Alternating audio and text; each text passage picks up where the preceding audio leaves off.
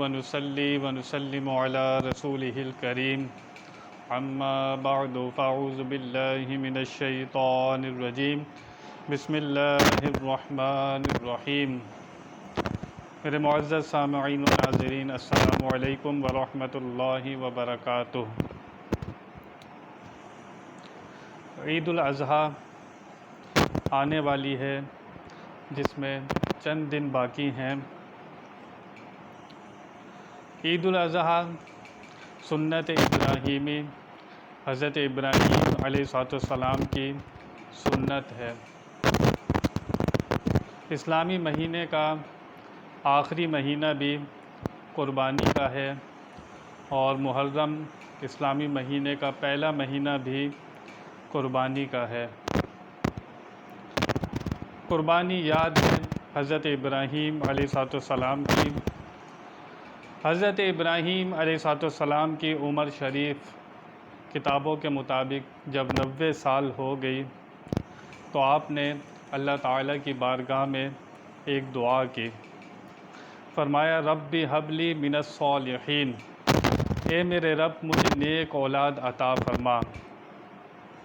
90 سال کی عمر میں اللہ تعالیٰ کی بارگاہ میں دعا کرتے ہیں۔ اللہ تعالیٰ نے ارشاد فرمایا فبشرناہ بغلام حلیم، تو ہم نے اسے ایک بردبار لڑکے کی خوشخبری سنائی، یعنی کہ ایک فرما بردار بیٹے حضرت اسماعیل علیہ السلام کی اللہ تعالیٰ نے خوشخبری سنائی کہ عنقریب ہم تمہیں ایک نیک بیٹا عطا فرمائیں گے۔ فلما بلغ معہ السعی، پھر جب وہ اس کے ساتھ کوشش کرنے کے قابل عمر کو پہنچ گیا، یعنی کہ جب حضرت اسماعیل علیہ السلام کی عمر ظاہری طور پر 7 سال کی ہو گئی تو حضرت ابراہیم علیہ السلام کے ساتھ چلنے پھرنے لگے، کوشش کرنے لگے۔ حضرت ابراہیم علیہ السلام کا امتحان جان کے ساتھ بھی ہوا، مال کے ساتھ بھی ہوا، اولاد کے ساتھ بھی ہوا۔ اللہ تعالیٰ نے ہر طرح سے حضرت ابراہیم علیہ السلام کو آزمایا، اور حضرت ابراہیم علیہ السلام اللہ تعالیٰ کی ہر آزمائش میں پورے اترے۔ تو اللہ تعالیٰ نے فرمایا تھا ہم تمہیں لوگوں کا امام بنائیں گے۔ کیا مطلب کہ آئندہ آنے والی امتوں میں قیامت تک تمہارا ذکر باقی رہے گا۔ جب شادی کی حضرت ہاجرہ سلام اللہ علیہا سے، تو شادی کرنے کے بعد اللہ تعالیٰ نے فرمایا کہ ان کو عرب میں جنگل میں چھوڑاؤ۔ اس وقت جنگل بیابان تھا، حکم ہوا شادی کرنے کے فوراً بعد امتحان ہوا انہیں جنگل میں چھوڑاؤ۔ جب حضرت اسماعیل علیہ السلام کی عمر 7 برس کی ہوتی ہے تو حکم آتا ہے ذبح کرنے کا۔ چنانچہ قرآن میں اللہ تعالیٰ یہ پورا واقعہ نقل فرماتا ہے، اور سورہ صافات میں یہ ذکر موجود ہے۔ فرمایا فلما بلغ معہ السعی قال یا بنی انی اری فی المنام انی اذبحک، اے میرے بیٹے میں نے خواب میں دیکھا کہ میں تجھے ذبح کر رہا ہوں۔ حضرت ابراہیم علیہ السلام نے اپنا خواب اپنے بیٹے سے ذکر کیا۔ نبیوں کے خواب بھی جھوٹے نہیں ہوتے، اس میں بھی اللہ تعالیٰ کا حکم ہوتا ہے کوئی نہ کوئی۔ نبیوں کے خواب سچے ہوا کرتے ہیں۔ جب بیٹے سے ذکر فرمایا تو حضرت ابراہیم علیہ السلام نے فرمایا فانظر ماذا تری، اب تو دیکھ تیری کیا رائے ہے۔ اب بیٹے سے خواب ذکر کرنے کے بعد فرما رہے ہیں اب تو بتا بیٹے تیری کیا رائے ہے، میں نے تو یہ خواب دیکھا ہے۔ چھوٹی عمر ہے حضرت اسماعیل علیہ السلام کی۔ جواب سنیے، اللہ تعالیٰ قرآن پاک میں نقل فرماتا ہے قال یا ابت افعل ما تؤمر ستجدنی ان شاء اللہ من الصابرین، بیٹے نے کہا اے میرے باپ آپ وہی کریں جس کا آپ کو حکم دیا جا رہا ہے، انشاءاللہ عنقریب آپ مجھے صبر کرنے والوں میں سے پائیں گے۔ یہاں پر حضرت اسماعیل علیہ السلام کوئی آگے سے دلیل نہیں مانگتے، کوئی حیل و حجت نہیں کرتے، اور کہتے ہیں اے ابا جان جو آپ کو اللہ تعالیٰ نے حکم دیا ہے، حالانکہ حضرت ابراہیم علیہ السلام نے خواب دیکھا تھا، حضرت حضرت اسماعیل علیہ السلام فرما رہے ہیں، اے ابا جان، جو آپ کو حکم ملا ہے آپ کر گزریے، انشاءاللہ ان قریب آپ مجھے صبر کرنے والوں میں سے پائیں گے۔ چنانچہ اللہ تعالیٰ آگے ارشاد فرماتا ہے، فلما اسلم وتلہ للجبین، تو جب ان دونوں نے ہمارے حکم پر گردن جھکا دی اور باپ نے بیٹے کو پیشانی کے بل لٹایا، اس وقت کا حال نہ پوچھو۔ یعنی کہ حضرت ابراہیم علیہ السلام حضرت اسماعیل علیہ السلام کو پیشانی کے بل لٹاتے تھے، اس وقت کا حال نہ پوچھو۔ اس وقت کا منظر کیا ہوگا جب ایک باپ اپنے بیٹے کی گردن پر چھری رکھ رہا ہوگا ذبح کرنے کے لیے، کیسا امتحان ہو رہا ہے۔ جگر کا ٹکڑا، انسان کو سب سے زیادہ پیار اپنی اولاد سے ہوتا ہے، حکم آ رہا ہے اولاد کی آزمائش کا۔ چنانچہ جب آپ نے ان کو پیشانی کے بل لٹا دیا، پھر اللہ تعالیٰ نے ندا فرمائی، وَنَادَيْنَاهُ أَن يَا إِبْرَاهِيمُ، ہم نے اسے ندا فرمائی کہ اے ابراہیم۔ اللہ تعالیٰ کی غیب سے آواز آئی، قَدْ صَدَّقْتَ الرُّؤْيَا، بے شک تو نے خواب سچ کر دکھایا۔ اللہ تعالیٰ نے کیا ندا فرمائی؟ اے ابراہیم، جو تم نے خواب دیکھا تھا وہ تم نے سچ کر دکھایا۔ اِنَّا كَذَلِكَ نَجْزِي الْمُحْسِنِينَ، ہم نیکی کرنے والوں کے ساتھ ایسا ہی صلہ دیتے ہیں۔ اِنَّ هَذَا لَهُوَ الْبَلَاءُ الْمُبِينُ، بے شک یہ ضرور کھلی آزمائش تھی۔ اللہ تعالیٰ نے اس پورے واقعے کو بیان کرنے کے بعد بتا دیا کہ یہ حضرت ابراہیم علیہ السلام کی آزمائش تھی۔ یہاں سے یہ پتہ لگا کہ آزمائش کرنا، جانچ کرنا اللہ تعالیٰ کا طریقہ ہے۔ جو اللہ تعالیٰ کی آزمائش میں پورا اترتا ہے وہ آنے والی نسلوں کا امام بن جاتا ہے، وہ پھر لقب پاتا ہے خلیل اللہ کا۔ لیکن آزمائش ہونے کے بعد قرآن میں بھی اللہ فرماتا ہے، الف لام میم احسب الناس یترکوا یقولوا آمنا وہم لا یفتنون، کیا لوگوں کا یہ گمان ہے کہ وہ مسلمان ہو گئے ہیں، ان کو اتنی سی بات پر چھوڑ دیا جائے گا؟ کیا ان کا امتحان نہیں کیا جائے گا؟ کیا ان کی آزمائش نہیں کی جائے گی؟ اس کا مطلب ہے کہ جو ایمان لے آیا، اسلام میں داخل ہو گیا اور اللہ تعالیٰ کی فرما برداری کا اس نے اعلان کر دیا، تو پھر اللہ تعالیٰ اس کو کسی نہ کسی بہانے سے کسی نہ کسی آزمائش میں مبتلا کر دے گا۔ وہ اللہ تعالیٰ کسی جان پر اس کی ہمت سے زیادہ بوجھ نہیں ڈالتا، اس شخص پر اتنی ہی آزمائش ہوتی ہے جتنی وہ برداشت کر چکے۔ اللہ تعالیٰ کے سب سے قریب انبیاء علیہ السلام ہوتے ہیں، چنانچہ سب سے سخت آزمائش بھی انبیاء کرام کی ہوتی ہے۔ چنانچہ ہمارے آقا حضور اکرم صلی اللہ علیہ وسلم فرماتے ہیں، اللہ کی راہ میں جتنا میں ستایا گیا ہوں، کوئی نبی کوئی اتنا نہیں ستایا گیا جتنا اللہ تعالیٰ کی راہ میں نے مشقتیں اور تکلیفیں اٹھائی ہیں، کسی اور نے نہیں اٹھائیں۔ تو اللہ تعالیٰ کے جو جتنا قریب ہوتا ہے اتنا ہی امتحان سخت ہوتا چلا جاتا ہے۔ پھر اللہ تعالیٰ ارشاد فرماتا ہے، وَفَدَيْنَاهُ بِذِبْحٍ عَظِيمٍ، اور ہم نے اسماعیل کے فدیے میں ایک بڑا ذبیحہ دے دیا۔ حضرت اسماعیل کے ذبیحے میں بڑا فدیہ اللہ تعالیٰ نے دے دیا۔ اگر وہ جانور جنت سے نہ آتا تو آنے والوں کے لیے یہ طریقہ بن جاتا، جب بھی قربانی کا موقع آتا تو باپ کو اپنے بیٹے کو ذبح کرنا پڑتا۔ تو اللہ تعالیٰ فرماتا ہے کہ کتنا بڑا ذبیحہ ہم نے فدیہ میں دے دیا۔ تو یہاں سے پیغام کیا ملا؟ انسان کو اللہ تعالیٰ سے کیسی محبت ہونی چاہیے کہ اگر اللہ کی راہ میں اسے جان بھی دینی پڑے، مال بھی دینا پڑے، ہر چیز دینی پڑے، اس کے دل میں ایسا جذبہ ہونا چاہیے کہ ایک طرف اس کی اولاد کی محبت ہے، دوسری طرف اللہ کی محبت ہے، تو بندے کو فیصلہ کرنا ہوتا ہے کہ مجھے اللہ کی محبت پیاری ہے یا دنیا پیاری ہے یا اپنی اولاد پیاری ہے۔ اللہ تعالیٰ ضرور آزمائش کرتا ہے کہ بندہ میرے ساتھ ہے یا اپنی کسی اور کی محبت کے ساتھ ہے۔ چنانچہ حضرت اسماعیل علیہ السلام کا سخت امتحان، جوان بیوی ہے، حکم ہو رہا ہے جنگل بیابان میں چھوڑ کر آ جاؤ، اور بیٹا ابھی چھوٹی عمر کا ہے، حکم آ رہا ہے چھری چلا دو، پتہ چلے کہ محبت ہم سے ہے اولاد سے ہے، بیوی سے ہے، کس سے ہے؟ اس لیے اللہ تعالیٰ قرآن میں فرماتا ہے واللہ ورسولہ احق ان یردوہ ان کانوا مؤمنین، اللہ اور اس کا رسول زیادہ حق رکھتے ہیں کہ ان کو راضی کیا جائے۔ اللہ اور اس کا رسول زیادہ حق رکھتے ہیں کہ ان کو راضی کیا جائے۔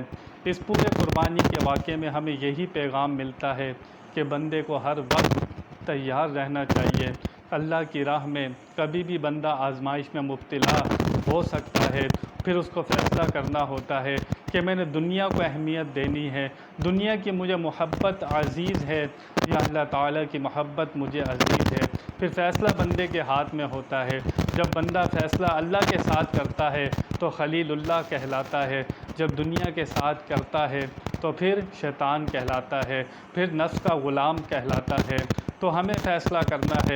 اس واقعے میں بڑا پیغام ہے، یہاں سے یہی پیغام ملتا ہے کہ دل کے اندر ایسا جذبہ ہونا چاہیے کہ اللہ کی راہ میں کچھ بھی قربان کرنا پڑے تو بندہ اس سے گریز نہ کرے۔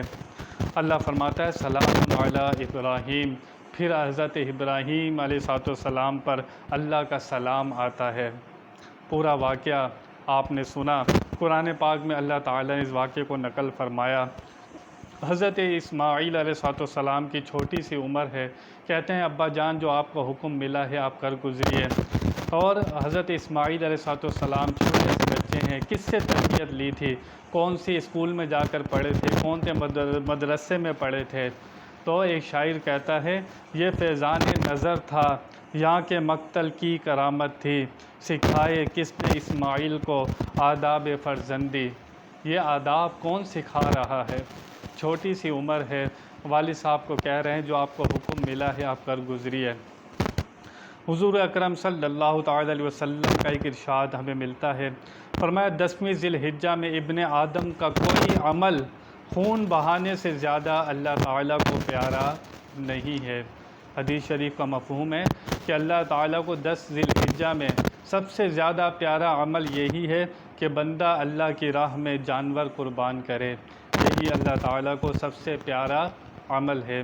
جو لوگ یہ کہتے ہیں، دوسری حدیث مبارکہ طبرانی میں ہے، جو روپیہ عید کے دن قربانی میں خرچ کیا گیا اس سے زیادہ کوئی روپیہ پیارا نہیں ہے اللہ تعالیٰ کے نزدیک۔ دونوں حدیث کا آپ نے خلاصہ اور مفہوم سنا۔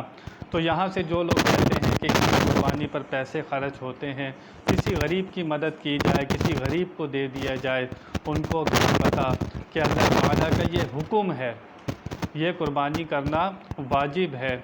لیکن جب دنیا دار لوگ پورے سال یہی گوشت کھاتے ہیں، طرح طرح کی محفلیں گوشت کی سجاتے ہیں، اور ان کی شادی کے جب فنکشن ہوتے ہیں اس میں کتنا پیسہ لگتا ہے، اور طرح طرح کی اپنی عیاشی پہ بندہ کتنا پیسہ خرچ کرتا ہے، 50-50 لاکھ کی گاڑی میں گھومتا ہے، جب اسے غریب یاد نہیں آتے۔ لیکن جب اللہ تعالیٰ کا حکم پورا کرنا ہو تو ان کو غریب یاد آ جاتے ہیں، اپنی عیاشیوں کے وقت ان کو غریب یاد نہیں آتے۔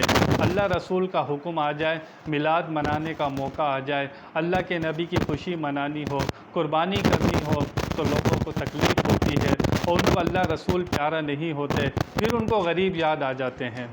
ہم یہ نہیں کہتے کہ غریب کی مدد نہیں کرنی چاہیے، غریب کی مدد ضرور کرنی چاہیے، لیکن جس کام کا حکم اللہ تعالیٰ نے بندے کو دے دیا اور ہر کسی کے ذمے واجب کر دیا کہ یہ اس کے سر پر قرض ہے، اگر یہ نہیں اتارے گا تو قیامت کے دن جواب دہ ہوگا، واجب کا بوجھ بندے کے سر پر رہتا ہے۔ چنانچہ قربانی کی کچھ باتیں، کچھ فضائل آپ نے سنے۔ قربانی کرنے کے 3 دن ہیں، 10، 11، 12 ذی الحجہ۔ شہر میں ایک جگہ عید کی نماز ہو جائے تو پھر بندہ قربانی کر سکتا ہے، اور 12 ذی الحجہ کی مغرب سے پہلے تک۔ رات اور دن میں دونوں میں قربانی ہو سکتی ہے، لیکن رات کو قربانی کرنا مکروہ ہے، اندھیرا ہوتا ہے، نقصان ہو سکتا ہے انسان کو بھی اور جانور کو بھی اندھیرے کی وجہ سے۔ قربانی کس پر ہے؟ قربانی مسلمان ایک نمبر 1، اگر مسلمان ہے تو اس پر قربانی ہے۔ اللہ نے قربانی بھی ہر کسی پر نہیں رکھی، جس کے اندر یہ شرائط پائی جائیں گی اس پر قربانی ہوگی، جس پر یہ شرائط نہیں ہوں گی اس پر قربانی نہیں ہوگی۔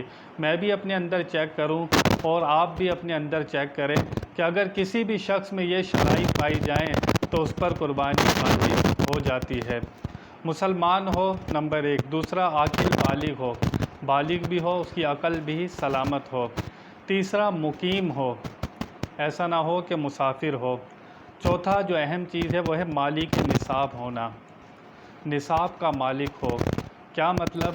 اس کے پاس اتنا پیسہ ہونا چاہیے، یا تو 7 تولے اس کے پاس سونا ہونا چاہیے، یا 52.5 تولے چاندی اس کے پاس ہونا چاہیے، یا تو اس کے پاس مال تجارت ہو، اتنا مال تجارت ہو کہ وہ 52.5 تولے چاندی کی رقم کے برابر پہنچ جائے، اتنا اس کے پاس مال تجارت ہو، یا اس کے پاس پرائز بونڈ ہو، یا اور کیش پیسہ ہو جو اتنا ہو کہ 52.5 تولے چاندی کے برابر اس کی رقم پہنچ جائے۔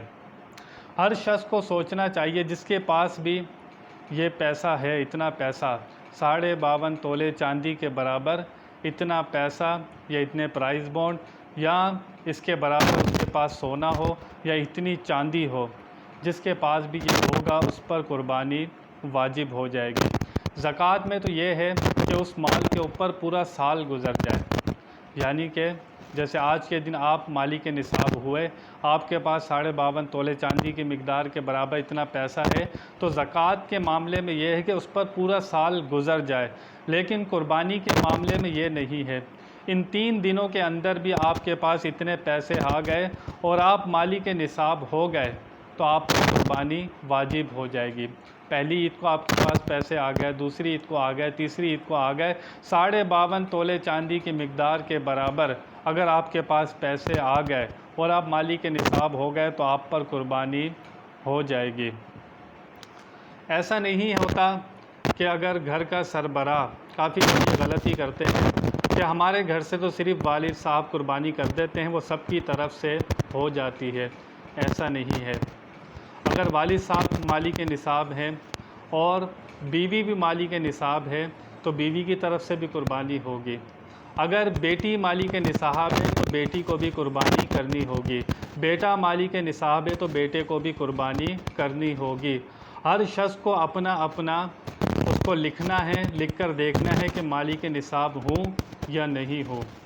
اتنا پیسہ، اب مثال کے طور پر بیوی کے پاس سونا ہے 1 تولہ، 2 تولہ، 3 تولہ ہے، لیکن شوہر کے پاس بالکل پیسے نہیں ہے، وہ مالک نصاب نہیں ہے، وہ شرعی فقیر ہے۔ اب قربانی بیوی پر ہوگی۔ اب وہ یہ نہ کہے کہ میرا شوہر تو غریب ہے، وہ شرعی فقیر ہے، اس کے پاس اتنے پیسے نہیں، وہ مالک نصاب نہیں ہے، لیکن بیوی کے پاس اگر سونا موجود ہے، بیوی مالک نصاب کہلائے گی اور بیوی کو قربانی کرنا ہوگی، بیوی پر کرنا لازمی ہے۔ اسی طرح اگر والد صاحب مالک نصاب نہیں، والد صاحب کے پاس نہیں ہے اور بیٹے کے پاس ہے، تو اور بیٹے کے پاس اتنی پیسے ہیں 60,000 70,000، اس کے پاس پیسے ہیں، وہ مالک نصاب ہے اور والد صاحب شرعی فقیر ہیں، تو والد صاحب پر قربانی نہیں ہوگی، اس بیٹے پر قربانی ہوگی۔ تو کہنے کا مقصد یہ ہے کہ جو بھی شخص مالک نصاب ہوگا اس پر قربانی واجب ہوگی۔ گھر کی طرف سے یہ نہیں ہے کہ والد صاحب نے کر دی تو سب کی طرف سے ادا ہو گئی۔ اگر جو بھی شخص ہے مالک نصاب اس کو اپنا حصہ ڈالنا ہوگا، اس میں اپنے پیسے ملانے ہوں گے، پھر وہ قربانی اس کی ادا ہوگی، اس طرح ادا نہیں ہوگی۔ مسافر پر قربانی نہیں ہوتی۔ ایسا مسافر جو شہر سے باہر نکلے، 92 کلومیٹر اس کو سفر کرنا ہو، جس شہر میں وہ جا رہا ہو اس کا وہ وطن اصلی بھی نہ ہو، اور 15 دن سے زیادہ اس نے اگر ٹھہرنے کی نیت کی تو اس پر قربانی ہوگی۔ 15 دن سے کم ٹھہرنے کی نیت ہے تو وہ مسافر کہلاتا ہے اور مسافر پر قربانی نہیں ہوتی۔ جہاں وہ سفر کر کے گیا ہے وہ اس کا وطن اصلی نہ ہو۔ وطن اصلی سے مراد یہ ہے کہ وہ اس کا یا تو اس نے وہاں بیوی نہ رکھی ہو، یا اس کے ماں باپ کا گھر نہ ہو، یا اس نے وہ گھر رکھا ہو اس کے استعمال میں ہو، آتا جاتا رہتا ہو، اس کا وہ بھی وطن اصلی ہو، تو پھر وہ مسافر نہیں کہلائے گا۔